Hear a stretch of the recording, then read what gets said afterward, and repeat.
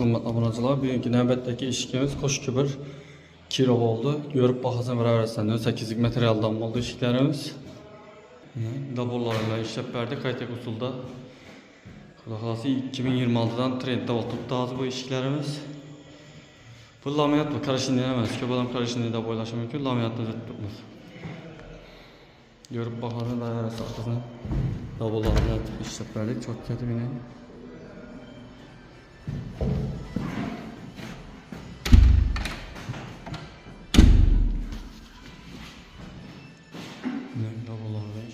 Çok kötü. Eşiklerimizi görüp bakasın veririz. Bu kanadağımızda 3 tane eşik kurup verdik. İlk eşikler. Valla inalak eylesi. Cüropta cürotanı yine kurup verdik. Görüp bakasın veririz. Bu işimizden arkası dabur oldu. Eşik verdik.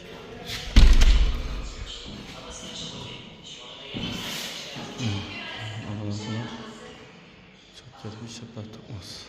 Şimdi nispetli işler gerek olsa müracaat kılarızlar. Böyle iki işkimiz tepede, ikinci etajda. Peste bir işkimiz var. Böyle kalsa zinalardan patlap veremiz.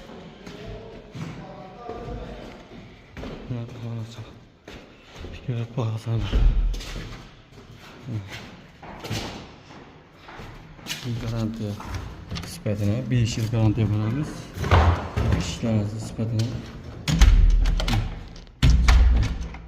Ayrıca.